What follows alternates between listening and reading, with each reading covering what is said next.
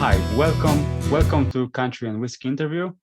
With me is Aaron Carter, and I'm Michael. And let's start with the first question. And what's your story? What could you tell me about your music?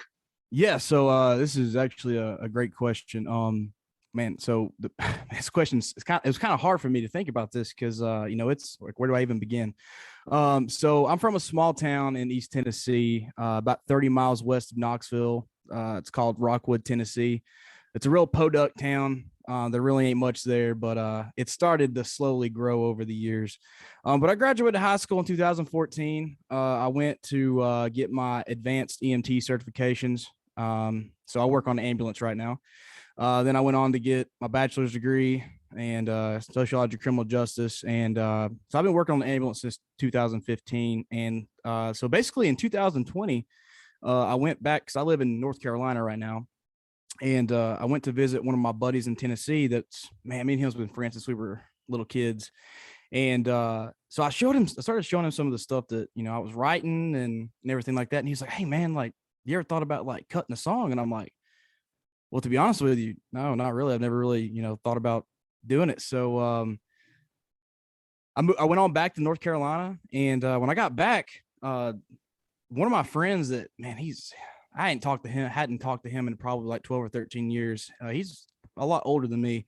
But his name's Jeremy Neely, and he's actually one of my co-writers now. And he reached out to me and he was like, hey, man, like, the stuff you're posting on Facebook's like really good. And I'm like, really? He's like, yeah, dude. He's like, you should totally release some songs. Well, I didn't know that, he had been releasing for probably about 20 years with his wife. They're in the band Neely. And so he set me up with his producer. And next thing I know, I released my first studio song on December 31st of 2020. So here I am. Yeah, that's cool. Great story to hear. And why country music? What did influence you to choose country music? Well, man, so I wouldn't classify myself as anything but country. Everybody has went through those like phases of like loving different kinds of music and everything like that. And country music has just always been a huge part of my life, and it's just who I am. It's how I was raised. Being country, it's this thought is it's how can I put it? It's like being country. Like what defines being country? Well, being country is just, there's so many factors that come into it. Like, it's not just about where you live or how you talk, or there's so many factors that come into being country. And country music is so special to me. And country music has a way of telling stories so differently than any other type of music out there, which fits into like how I write things. And country music is just the way to go for me. So I love it. I absolutely love country music. Yeah, the country music is it tells a lot of beautiful stories, like long, beautiful stories with beginning, middle, and the end, not like usually the pop songs or something like that. It's very beautiful about this genre. Yeah, I mean, and country music, and I'm sure we'll get onto it a little later, but country music has allowed me to really tell my story, and that's something else that I love so much about it. Is country music implements so many, like, 99% of those songs are about somebody, and those probably happened to somebody. So it's so easy to relate with country music. So, it's just, yeah, it's incredibly relatable. And who's your favorite country artist? Maybe. That's a tough question. So I knew you were going to hit me with that, and I should have wrote it down. So favorite country artist. So like right now, I would say, like, with today's country, and I'm not hopping on the bandwagon, but I would say Morgan Wallen is probably one of my favorite country artists. And everybody's like, oh man, I knew you were going to say Morgan Wallen. So believe it or not, it's kind of funny. So whenever I first heard Morgan Wallen, I actually did not like him. I was like, oh man, this guy is such a Florida Georgia line like wannabe. And so I didn't listen to his music for a long time. And so after a while, I was like, whatever, I'll check it out. So I started listening to his stuff, and I was like, man, I was like, this dude's music, like, it just relates so well with me and like my life, and it's just like it. I love it. I love his music. And obviously, like a lot of his songs, from what I understand, is not written by him. They're written by him and other people, which is awesome. But those like songs that he has, just it just makes it so easy for me to like turn on, um, this bar or wondering about the wind or just any of those songs. Like I can apply to my life somehow, somewhere down the road. Like this has probably happened to me somewhere. So yeah, today's artist, I would say Morgan Wallen. But if you want to like throw it back a notch, I mean, Hank Williams Jr., man, you just can't beat that Southern I don't give a damn attitude. And that's what I love about that classic country music, man. There's no, oh man, we gotta do this way. It was done away, and that's how it was, and that's how it's always gonna be with that kind of music. So I have a very similar story with Morgan Wallen, like you had. I mean, I didn't like his music at the beginning. Then I just like started to listen to this Dangerous album, his latest album, and I fell in love with his music. It was incredible. Yeah. So maybe could you tell me a little bit more about performing live? What do you like the most about it? yeah, so when I thought about this morning before you asked me this, um, this is yet another great question. And so I just started performing live early this year. Since I released my first studio cut song in December, um, I really didn't know how and or where to begin when it came to playing live. I actually sold my kayak. I had a fishing kayak, and I sold my fishing kayak, and I bought me a sound system. And I was like, you know what, man? Like, I'm gonna go out here. And I'm gonna start playing some live shows. And so I just started hitting people up, and I started playing like at open mics and things like that. And next thing I knew, I had like people like messaging me on Facebook. They're like, "Hey, you want to come play a show?" And I was like, "Yeah, yeah, yeah. I'd love to do that." And so my first show was at this place called the Rivers Den. And man, I'm just gonna be honest with you. The first time I played there, I was so nervous. Like it's just totally different when you got the whole place to yourself and you're like playing for 3 hours as opposed to like hopping on stage for a couple of songs. Um, but I played there for the first time, and things just started taking off. And after that show, was when it really started becoming real. Like, hey, like people's actually listening. So once I played there, a local radio station, the Maverick 95.1, hit me up, and they're like, "Hey, like you just released this song called This Town." And I was like, "Yeah, I released it on March 10th." And they're like, "We want you to come in and play it on live on the radio." And once again, I was like super nervous. I was like, do I play it live? Do I do it pre-recorded? Like, so I was like, you know what? Let's just do it live. And so I went in there, played that live on the radio. And then after that, it was just a couple days later when that happened. And then like probably like 45 minutes after I got the radio, one of the like biggest like places around here that has Nashville artists, and I usually have like local artists open up for them, called me up like 45 minutes later. He's like, "Hey man, you available such and such date to come in and open up for Casey Tyndall?" And I'm like, yeah. And then he was like, "What about Walker Montgomery on July 15th?" And I'm like, yeah.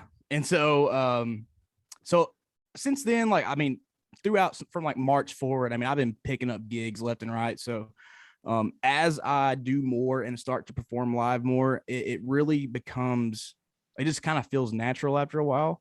And some of the things that's really helped me, and this is going to be so cheesy, but I had a friend of mine that gave me some DVDs about how to perform live. And there's so many like factors, like looking at the crowd, like filling out the crowd, like there's so many things that really play into it. But one of my favorite highlights of playing live, I don't care if I open up for 30,000 people, 100,000 people. This one show in my hometown, it was when was it? It was back in August, June. I can't remember. when it was. But anyway, so I went there, and it was my first time playing live in my hometown, and so I had when I got there, and it was pretty awesome to see everybody. But when I got there, got all my stuff hooked up, and it was game time. I like there were so many people there. I mean, there were so many people there that the people were lining up out the doors to come hear me, and I was like, "What is this?" I was like, and like keep in mind, like I come from a small town where like I was kind of nobody, like growing up. I was just kind of one of those guys that was always picked last, and to see so many people coming to see me was just it just blew my mind. So this is a couple months after I released This Town, which is about my hometown. And so when I started playing that song, like people was singing it, and I quit singing, and like they was just carrying the tune, and I'm just like playing guitar, and I'm like, oh my god, these people are like they know my music. So it was just a crazy experience, and like even not just there, but I've got people here in North Carolina that are singing us like singing my music about my hometown in Tennessee, and they know it word for word. So it's just super exciting, and that's just a portion of how like what it's like to perform live and how it feels to perform live, especially when they're like singing your music back to you, So that's incredible to hear your story. It's such fun. And have you thought lately about moving to Nashville to like have maybe more gigs or expand your career, or you're just living in a moment right now? I have thought about Nashville, and I think the answer is no. And to say no, and no to both. I'm not just living in the moment, and no, I don't want to go to Nashville. And the reason I don't want to go to Nashville is because I've got this I've got an approach to what I'm doing that's working, and I don't think being like the other 6,000 people in Nashville playing gigs every day of the week, trying to do what I'm doing is what's right for me. And, moving to Nashville might be right for some people, but, if I move to Nashville, I'm one of 6,000 people. But if I move to Knoxville, I'm one of maybe 1,000 people. Or if I stay close to my roots, I'm one of maybe 10 people, and not to say that I wouldn't ever move to Nashville, but with where I am right now in my career, I wouldn't think that it would be appropriate to move down there and be sharks for labels. And that's the best way I can put it right now. And I have had talks with a couple of labels, and to put it bluntly, they feed you shit that sounds phenomenal, right? It sounds like, oh man, we'll give you this much money for this, and it's not like they don't care. It's a business, and it's understandable. They're there to make money, but with what I'm doing and what I've got going on, it just Nashville is just not right for me right now. But who's to say maybe one day it won't be? So yeah.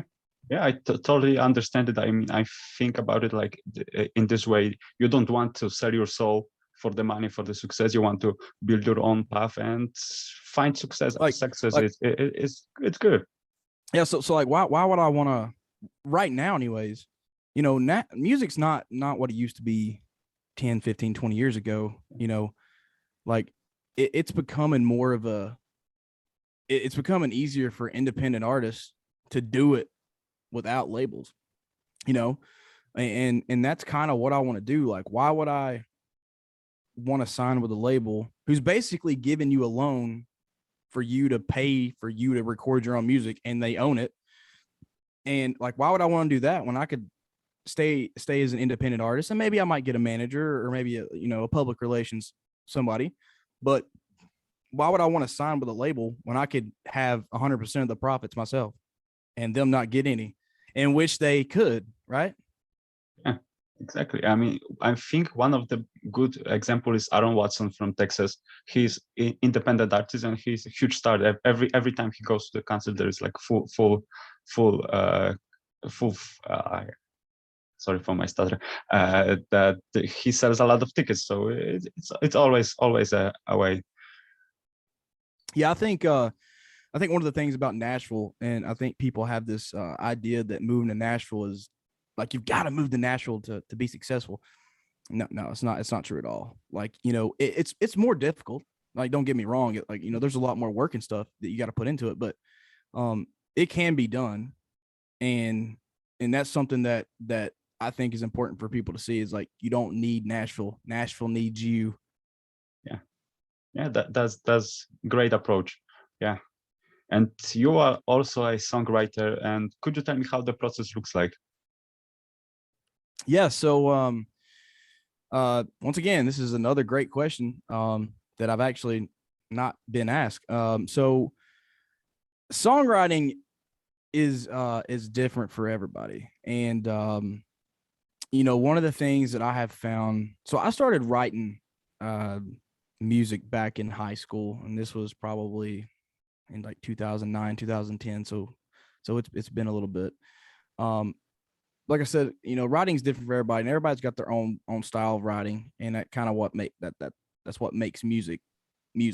Um, but so for me, I carry this little composition book around, and I might have it somewhere. Right here it is. So I carry this little composition book around with me, and basically, you know, it's kind of funny, but it works. So I carry this little composition book around with me, and everywhere I go, like I don't like I could be walking through Walmart, or I could be like, obviously I don't take it into Walmart, but you know, I could be in Walmart and like something pop in my head, and I'm like, oh, that could be good. So I'll get back out there, jot it down real quick, and then I'll wait till the page fills up or whatever, and then so I keep notes that way of just like little words or phrases and stuff like that. So I get what you call the writing bug. Everybody gets the writing bug, and they might have their own term for it. So, one of the things that people have like this big misconception, kind of a misconception, is that you schedule to write songs, and like in a sense, yes, but when you like get this writing bug, it doesn't matter like if you scheduled to sit down aside of your day 2 hours on Friday, sit down and write. And honestly, like those times that I do set aside, it's kind of like, well, I'm like here, so let me like try to work on something. But when you get the writing bug, like I could be like, playing Xbox or watching TV, and I'm like, oh, and so I'll just stop everything I'm doing, run upstairs, grab my guitar, and I'm like, okay, so there's a tune. All right. So it starts with words, and you start just putting a tune to it. And the next thing you know, you've got a song finished in 45 minutes. But when you schedule those songs, like to sit down and write, it's almost like they take longer just because you're having to work harder. But when you get that writing bug, you're like, oh, it's like, oh, that flows, this flows, everything just starts clicking. And then like, boom, you've got a song. And so that's kind of like how that like process of writing goes for me. It's a little mix of both. Like some days I get the bug, some days I schedule time, set it aside. And, I've got a couple of co-writers. I'm about to have another one, just to help build that volume of music that I'm releasing, right now. So it's kind of it started off as a solo man effort, and now it's kind of becoming more of a team thing. So, which makes it a lot easier on me, like, and just writing music when you got so many like perspectives coming in. It just really helps put a nice song together. And how long does it usually take you to like create a song and then record it and release it on streaming platforms? Yeah, so it kind of varies. This town, which is one of my most popular songs, that was written in about 45 minutes. But that song was also started when I was in high school, and I didn't pick it up until 2021 in January. And so you got those songs where like you start writing them, and like you just like set them aside, and then you'll come back to them. But the songs that you finish, anywhere from 30 minutes to, like I said, it could take anywhere from 30 minutes to 2 hours to write a song. As far as recording goes, so for me, I've actually got a pretty interesting process. So I actually record everything in my house. And my producer is in Cardiff, Wales, over in England. So his name's Tom Otten, and he's a phenomenal musician over there, and he's I think he's like 22 years old, and he's a hell of a producer. I mean, he just understands music. He's got it down to a science, and just having somebody like that on your team is just like it just makes everything so much easier. So basically, once I write the song and jot down the chord progressions and the lyrics and everything, I'll go to my computer and I'll open up Logic, and I'll basically record a session with vocals and a guitar. And once I do that, I will send it over to him, and then he'll get back to me a couple days later, and he'll be like, "Yeah, dude," he's like, "That's awesome," or he'll be like, "Hey, maybe we should make some changes here. Or, what do you think about this?" And like, okay, yeah. And so then I'll send him some like song references, because song references are important, and you don't necessarily think about them while you're writing. Like, like you don't think about how, Luke Combs doing that song you released goes. But once you finish writing, you're like, okay, so what musical elements do these songs have that I want? So like, when I cut a song, like I pull elements from so many songs, probably like 10 like 10 songs. I will pull, like, I like the steel guitar in this and the kind of the vibe that this song carries, or I like the way the drums sound on this one, or I like the way the vocals set on this mix. Yeah, like there's so many things that you pull together, and you're like, okay, so here's the track. So he'll take and he'll build the backing track. So he records all of the instruments himself. As like I said, he's a phenomenal producer and a awesome musician. So he records everything. He'll send me a backing track over with a Cinema 4, and then a track with no vocals on it. And so then I'll record my vocals, and it's kind of a funny story. But so when I first started recording, like there's so many shortcuts that I didn't know about. And one of the shortcuts I didn't know about was like time punch or whatever. So you can like go in and you can just like punch in time to where you can just like, so if I want to like redo like the first sentence of the first verse, I can punch it in and just record that again. And so when I cut my first song, Hit Rewind, man, I sent this dude like 20 full vocal recordings of me singing on top of my backing track, just because I didn't know. Like I had no idea. And so then like the second song rolls around, he's like, "Hey man, there's like a punch button where you can just like record specific parts." I'm like, "Oh," so it doesn't take me nearly as long as the first one. The first one took me, I was probably in here like, and like recording the same thing. And my old lady, man, she was like, "Why do you keep singing the same thing over and over again?" I was like, "I'm trying to record." But so once I get my vocals on there, just the standard vocals, I'll send it back to him. And believe it or not, I have trouble like finding harmonies with my own voice. It's been one of my biggest struggles is harmonizing with myself. So it's kind of funny. So what I'll do is like, because he can sing too. So what I'll do is I'll be like, "Hey man, like, you think you could like send me audio recordings of how my harmonies are supposed to sound?" And so he'll like, record in Logic and then send them over to me. And then I'll basically just follow his harmonies. And once I like follow him, it's like, oh, wow, why couldn't I do that? But it's just, I can't harmonize with myself. I don't know what it is, but I keep wanting to like stay in the same key that the song is in. Yeah. But that's been like one of my real big struggles with that. So anyway, so once we get done with that, get the backing vocals through in there. Then it goes through the mixing process. And so we go through anywhere from like, there's some songs, like it took us like one mix and we're like, yes, that is the one. And then there's some songs we're like, on our like fourth or fifth mix, we're like, man, something's just not right. And so he'll keep going back and forth and making adjustments on, and we like have this like big collaboration on like, okay, so, and I'll send it out to people and be like, "Hey, like, can you listen to this and like give me some like constructive criticism on what you think could be better with this song or what you don't like?" And then I'll compile everything and I'll be like, "Okay, so here's what they said, here's what they said. Like maybe we should like all listen to it and see like what they're hearing." And so once we get everything ready, and then we're like, "Okay, that is the track." He'll mix it, he'll master it, and then he'll send it to me. And I actually, so I've been using DistroKid. I knew nothing about distribution or anything. I'm like, man, what's the cheapest, most effective way I can get my music out there?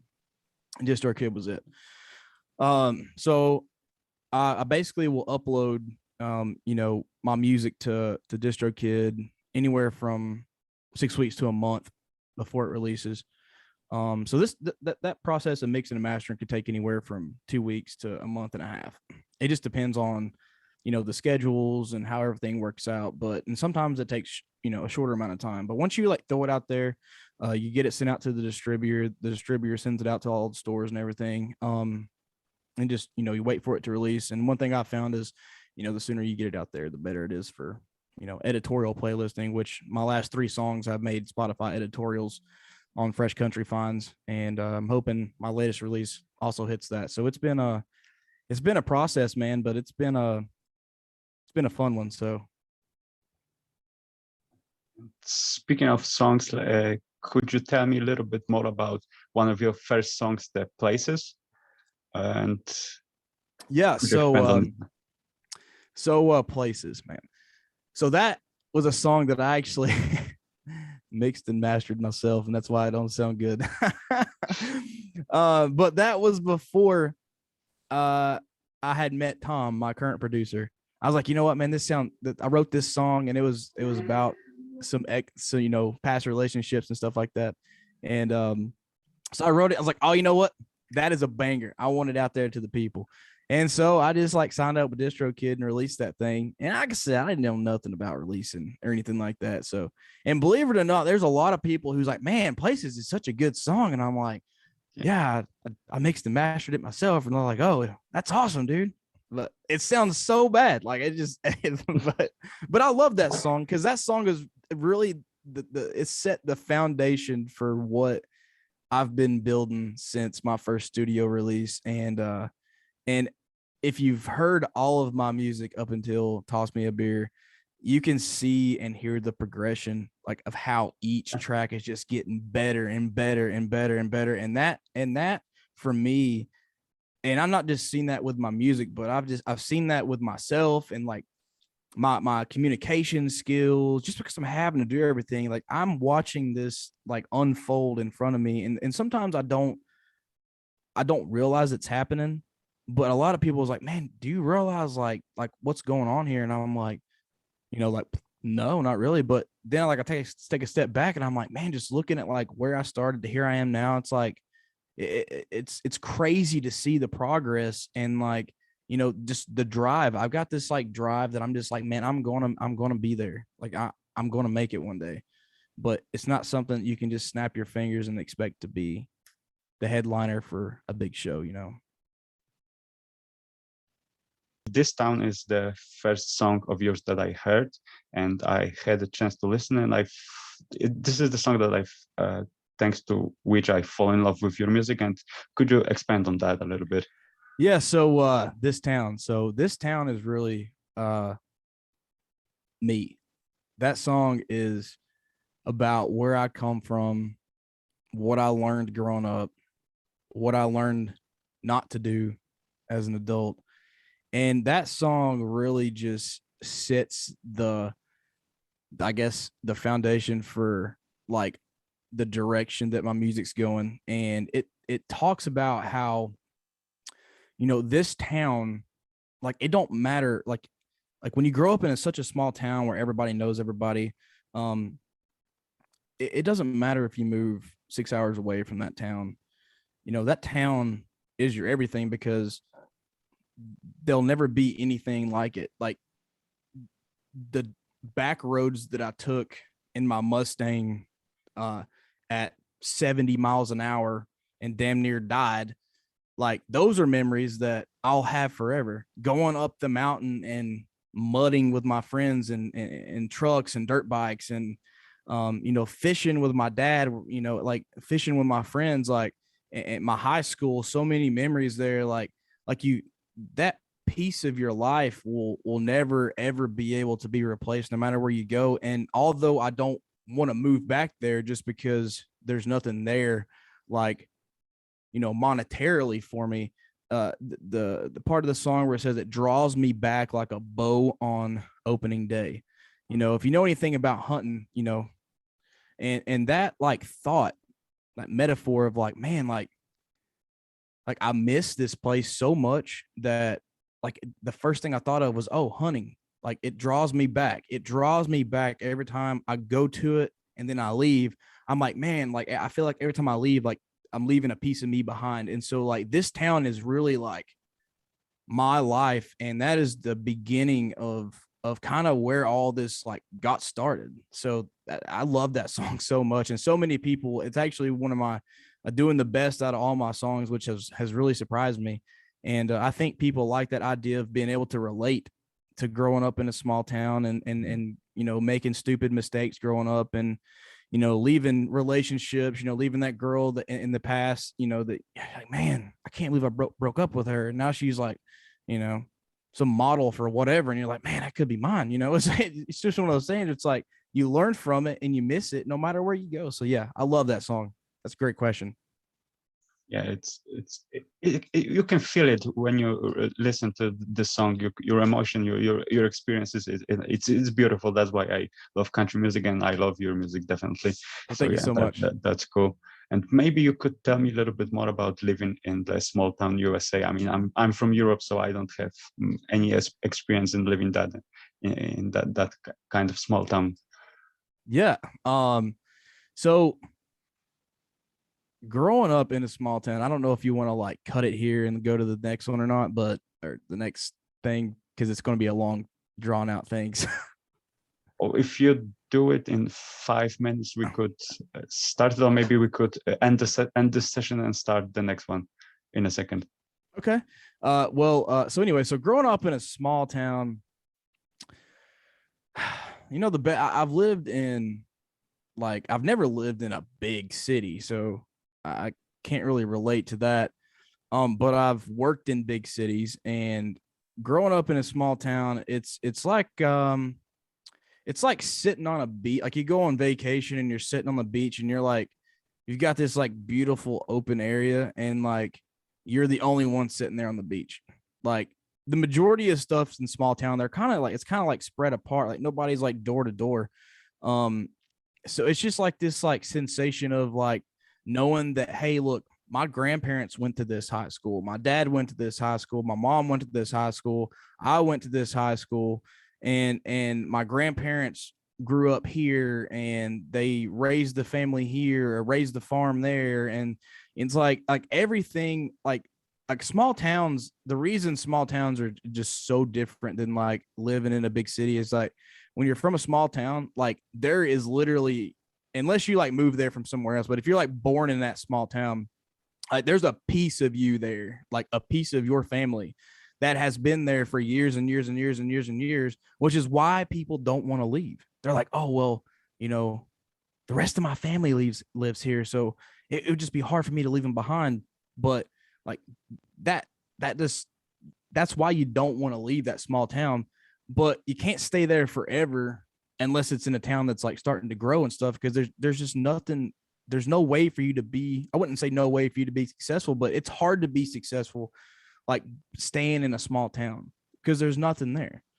Um, and you know, another thing about growing up in a small town is like, you know, one of the things I love supporting local business. So like, there's all kinds of like mom and pop breakfast joints or bars or whatever, and like, yeah, most of them are like some little hole in the wall place, but those are the places that people go to just because everybody knows everybody. Everybody loves helping each other. Everybody loves supporting each other. So it's just like a big family. And of course, you know, there's a bad crown in every box, but you know, everybody knows everybody, and that's can be a good thing or a bad thing. You know, if you do something really stupid, the whole town's going to find out about it, and you know, they're either going to make fun of you or they're going to, you know, laugh with you. So it's just a different kind of environment, and I wish everybody could have these same experiences that I've had growing up, just because you'd be like, man, I don't know how you're not dead by now. Like how you didn't die like coming out of high school. I mean, I did some really stupid stuff in my hometown, as well as my friends did. So it's just crazy. It's just completely different. You mentioned that you have a lot of space for yourself. You have your, let's say, alone time. Do you think that makes you understand yourself better and be better person and maybe be happier than living in a small in a huge town, be surrounded by a lot of people, and you don't have this time to work on yourself. Yeah, so I'll be honest with you, man. I would never live in a big town. Everywhere I've moved, my college town was a small town. After I moved from college, I moved right back to a small town. Man, to put it bluntly, the city life just ain't for me. Like I don't like being super close to people. Right now, I'm not in a city. It's out kind of isolated, but I mean, I live in like townhouses right now, so we're kind of door to door, but it's kind of still out in the country. Um, but I couldn't ever live in a city. It's just not who I am, and I don't know. There's just something about kind of living away from everything that just it's just a sense of like calming. Because you ain't. I mean, knock on wood, you ain't got to worry about people breaking into your house and breaking in your cars and stuff like that all the time. Like, and that's cities is, I mean, it's, I don't know. I mean, I always carry a gun on me. So if someone, got funky, then, but anyways, that's beside the point. So, but yeah, so living in a small town, man, I wouldn't trade it for anything. But it's not that I hate my small town, because let me tell you, I am one of the biggest fans of my hometown.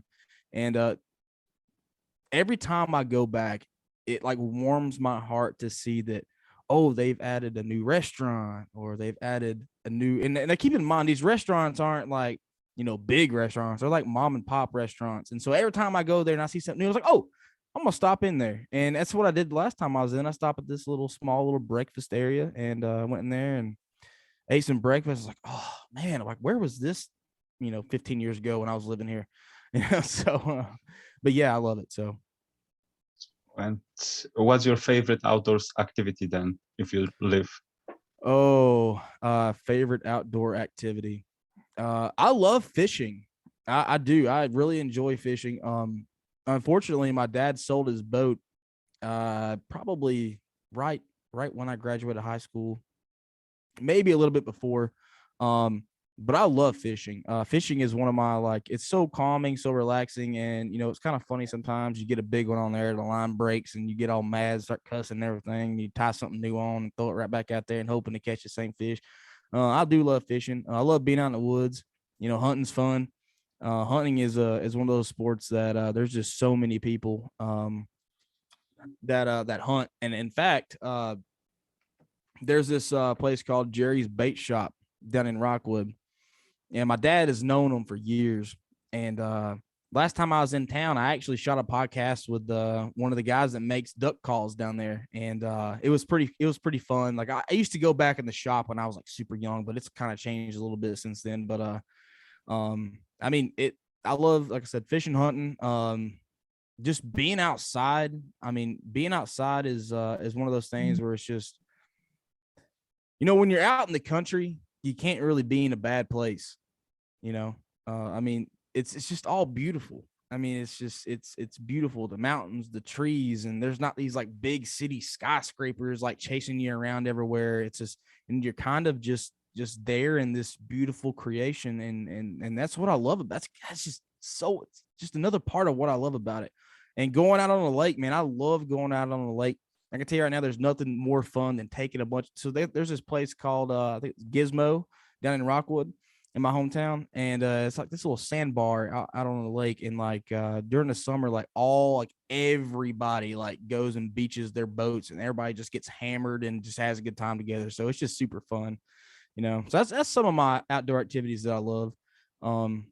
But I mean, I really ain't able to get outdoor much anymore because I've been so busy. But yeah. Yeah, that's awesome to hear that your story, your experiences, and your songs will be like more relatable to me. Knowing your story, it's fun.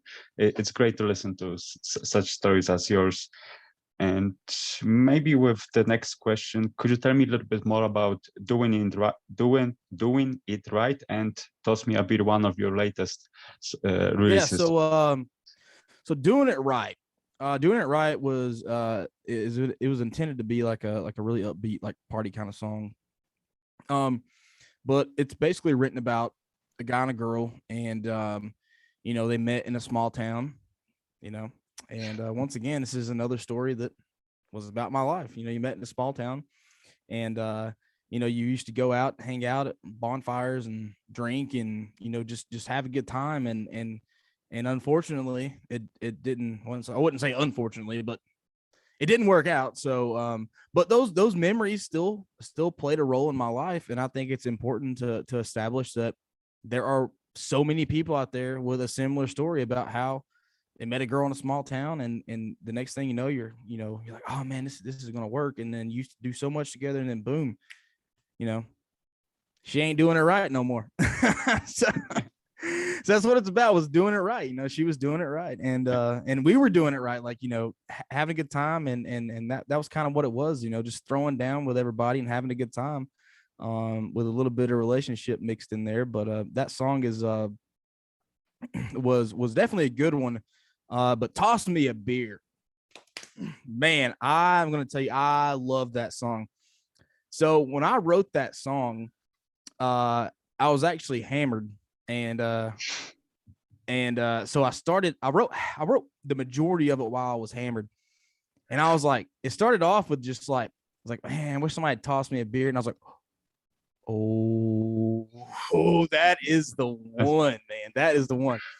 So I started like cranking out some stuff, and I called my buddy Jeremy up. I'm like, hey, dude, like, you gotta listen to this, And so he's like, oh, that's good. And so I didn't finish it that night.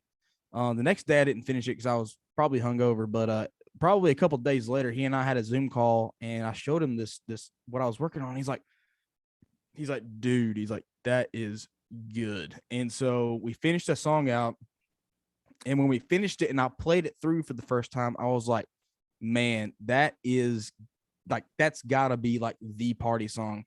And so the whole time, like, I'm like singing this song through, I'm like, man, how many times have I asked somebody to toss me a beer? Like, it don't matter if I'm like on the boat or at a party or at my house or at a friend's house. Like, I'm like, hey man, toss me a beer. It's like, that's just a simple phrase that so many people's like, hey, So it's just a fun, like, super upbeat song. And once again, I brought back in my hometown into that song. Excuse me. So the sandbar Gizmo that I was talking about. So that song, Toss Me a Beer, is actually about the sandbar. So the chorus, cruising out to the local party sandbar. That's where we were cruising out to. That whole song's about going out to the sandbar and hanging out with your friends and getting smashed pretty much. Once you get out to the sandbar, your toes in the sand and there's plenty of hot girls, but the beer's cold, so toss me a beer, right? And so it's just a super like upbeat, fun song that when I wrote it, I was like, man, I hope people like have fun with this song. I hope people like enjoy it, because that's what it's all about, man. Is like, that song is just, it really don't have a whole lot of meaning to it other than just getting hammered and hanging out with your friends and having a good time. So but I do love that song so much. But still, as I try to with every song, I try to incorporate a piece of my life and a piece of my hometown in there. So that's kind of where that one came in. Yeah, that's very interesting to hear. It's cool story. Maybe it will become my Friday night go-to song to have be a little bit let's sideways. say, yeah, exactly. Be prepared for the weekend. Yeah, there we go. And I want to ask you about the fairytale kind of love. I think this is one of my favorite song of yours. It's on my list of the most beautiful country songs of 2022. I think it's early contender to win this contest. And could you tell me a little bit more about this beautiful song? Yes. So Fairytale kind of love.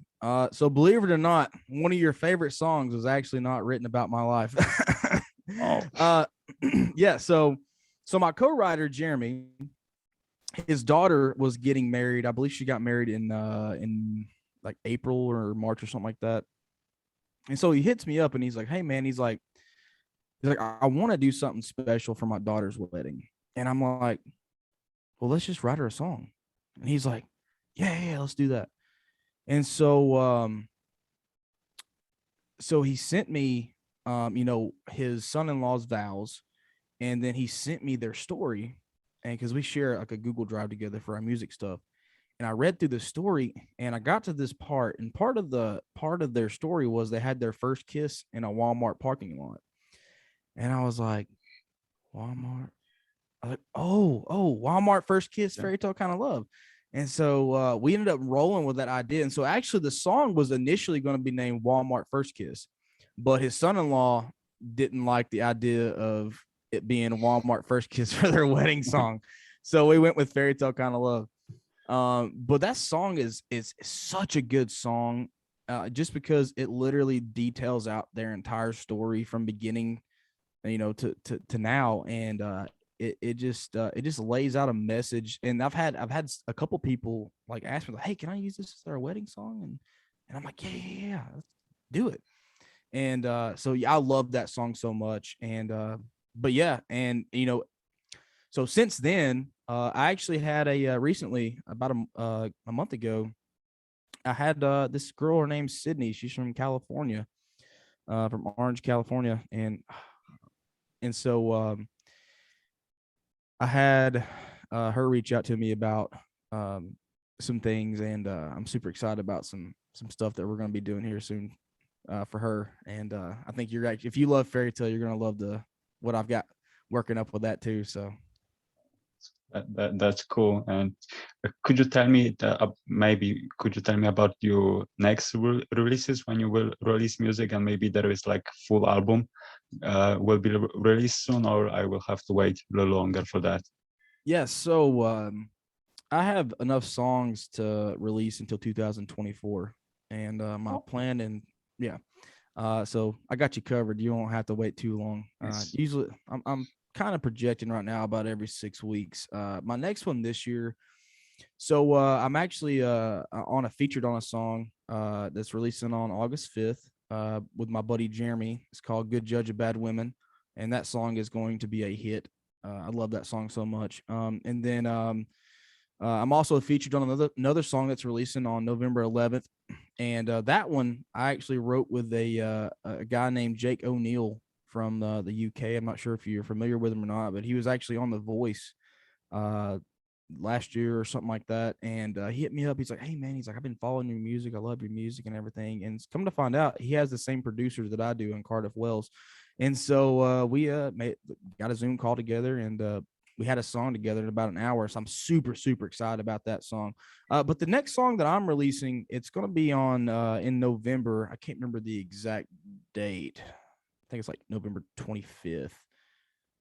Yeah, no, I think it's like November 25th. But it's called My Friend.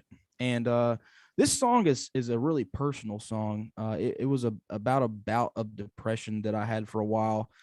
Just trying to figure out where I am in life, and if the direction that I'm going is good. And and obviously, like, a lot of it is kind of metaphorical. The idea behind the song is that the bottle is your friend.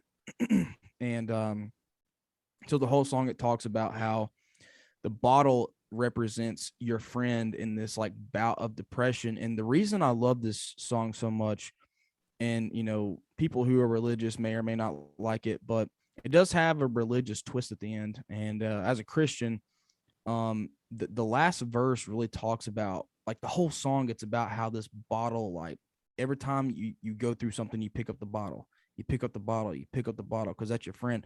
And at the end of the song, it talks about how Jesus becomes your friend instead of the bottle. And like, you come out of this like dark tunnel into this like light that you've been trying to find for so long. And that song is just such a personal song to me, that I know that there's millions of people out there who can relate to that song. And that's my hope with that song, is that song touches somebody and lets them know that, hey, you're not alone in this. And just know that there will be light at the end of that tunnel. So I'm super excited about that song. It definitely touched my heart right now, your story, and it will be a beautiful song. Maybe this will win the 2022 most beautiful country song of the year. But it's incredible to hear such stories. I mean, a lot of us have, let's say, small, simple symptoms of depression, and it probably will maybe heal somebody. Yeah. that's cool. Yeah. And maybe I've noticed behind you like there is like Tennessee Volunteers. Do you think this is the year of volunteers, that they will do something in SEC or not? They suck. In a football. They suck. But I mean, I've always been. In fact, I got a. Before I left Tennessee, I don't know if you can see it or not, but before I moved over here, I was like, man, I got to take a piece of it before I go. So I got a Tennessee tattoo tomorrow. Man, it's kind of funny. I don't know if you follow sports or not, but I know you don't follow Volunteers very often. But Tennessee Volunteers, man. Like, here's the thing. Every year every other year we get a coach, man. Like, everybody's like, man, this is the year. And every year is the year until you get past like the fourth game, and you're just kind of like, man, like, So I'm not anticipating them like, doing great, but I'm not anticipating them doing bad. I've always got a high hope that they're going to be like, SEC champions and national champions, but it's probably not going to happen. But they're still one of my favorite. They are my favorite team. I really don't even watch professional sports. I'm just a huge college football fan, man. On the weekends, grilling out, drinking beer, and hanging out with folks, man. I love it. I love the atmosphere. Yeah, that I mean, I'm a huge fan of football, like for like last 3 years, and Yeah. I love Tennessee Volunteers because I love country music and I love Tennessee. So yeah. So did you catch the reference in this town? Go Vols, Volunteers. yeah, That's what that was. yeah, So that's what yeah, that was about. So exactly. I love the volunteers. I mean, it's well, I wanted to talk about the last season. I mean, there was hope. They played few good games. Maybe I think the most important game in the year is always playing Alabama and beating them. I don't know if that's possible in the next few years, but maybe someday. yeah, man. I tell you, I've had there's three teams that Tennessee hates, man. It's Alabama, Georgia, and Florida. And Alabama's one of those teams, man. You hate them because they're good. And Yeah. and soon I'm hoping it's going to be the downfall for them. And I can shit on all my friends who, in fact, one of my best friends, her name is Peyton. We've been friends for a very long time. She's a huge Alabama fan, and it's funny watching her Twitter feed during the Tennessee Volunteers and Alabama game, man. Like, especially like when the problem with the Vols is that they're they're a first half team, so they do good the first half, and the second half rolls around. It's kind of like, oh well, let's just forget about everything we did the first half and come out here and play with our hands in our pants, So, but I do love the Volunteers. Yeah, and maybe could you tell me about a little bit more about this college football atmosphere? I've heard a lot about it. My experience with football started with college football, the Nebraska team I was started following, then Clemson, and now Tennessee. I mean, yeah. So I can tell you right now, you will never step into it. Now, there's probably people out here who's biased, and I could be slightly biased. But you'll never be able to step into a football stadium like Neyland Stadium, and you've got 100,000 plus people singing Rocky Top, and it's just, man, it's an experience that people who's never been to a Volunteers game, whether you like them or not, it just shakes the house, man. It's so, especially the big games like Georgia and Alabama and Florida, like those are the games, man, where it's just like everybody is just ruthless. I mean, it don't matter, like before the game, after the game, there's like fights, and I mean it's just like we literally hate each other, and then the next day we're like, man, that was dumb. But it's just that like mentality, man. Like it's something that's just totally different. Like I don't think, I mean, maybe baseball and professional football is the same way, but college is it's just a whole different level of fan bases. You got them from kids to adults, and it's just like a hardcore, like, man, this is diehard football right here, yeah, exactly. That's why I love college football so much. It's like you pour your heart into it, into cheering, into playing. It's dream. It's a dream. You want the best for your team and always win that national championship or even some bowl games. Oh It's yeah. nice every year. Yeah.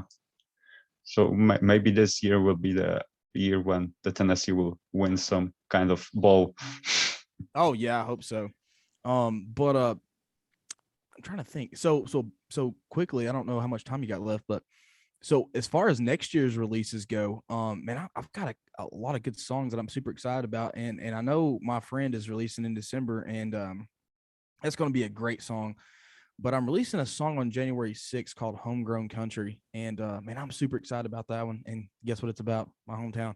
But it's just like this, like hardcore. And if you follow Brantley Gilbert at all, you'll really like this song. It's got this like super rebellious, just like it's really about my rebellion, my rebellious side growing up.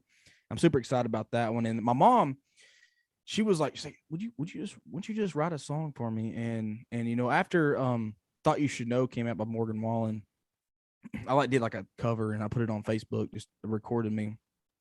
She loves that song. So I wrote her a song and it's it's called Sorry Mama. And it's also about my rebellious lifestyle and how she tried to lead me in the right direction. And I've done pretty well, I would say. But I'm super excited for next year's releases, man. We got a lot of good stuff coming out. That's great to hear, and I think I don't have any more question for you. I mean, that was the last one. So thank you very much for meeting. It was a pleasure to talk to you. I mean, one of my dreams came true. Right now we could talk, and that's awesome. Thank you. Yeah, well, thank you so much. Just one quick thing. So this weekend I'll be going to Atlanta for some music awards, and I'm super excited about those. And I'm hoping to bring some home to my hometown. And if you're watching this in Rockwood, I love y'all. Go Vols.